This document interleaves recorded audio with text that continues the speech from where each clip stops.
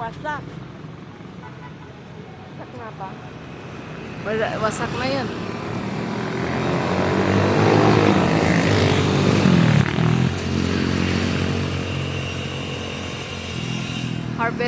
Harvestin na yung papaya. Kasi sobrang taas na siya.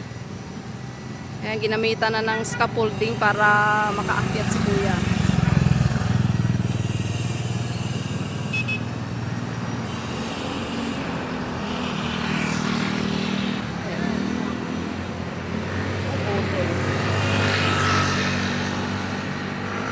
Ayun yung isa, oh.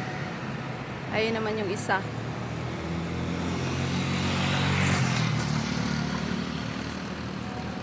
Ang taas na kasi. Oh, tingnan mo naman, oh, puno niya.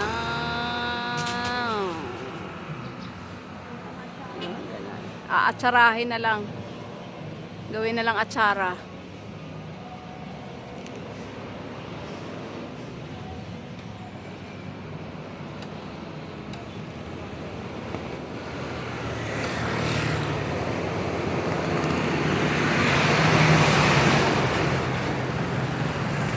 Hindi ni kuya masundot. Ayan, ah. Ayan, may-ari ng lupa.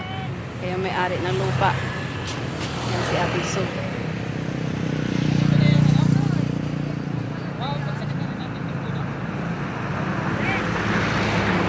Oo, kuya. Oo, kuya, putulin na rin. Oo daw, putulin na rin.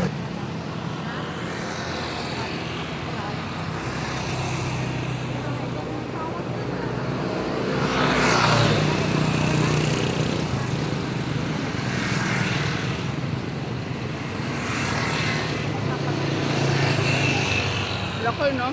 Laki ng bunga. Yan, last na yan. Puputulin na kasi. Mabubuhay pa daw naman yan pagka pinutol. Lalagyan lang daw ng takip yung pinagputulan. Kasi sayang kung putulin hanggang sa puno. Mabubuhay pa yan. Ayan, bihira lang makakatanim ng mga ganyan kataas na papaya. Ako lang. Saglit lang, ha. Oh. Ayan, may ari, oh. Yan. Nanginga kami ng papaya niya.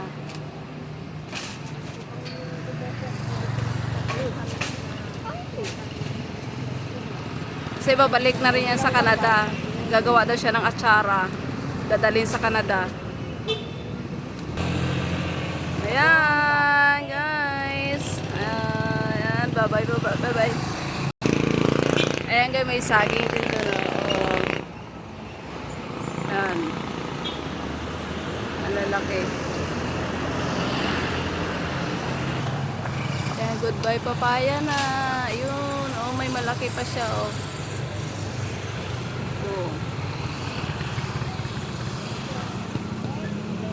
Hanggang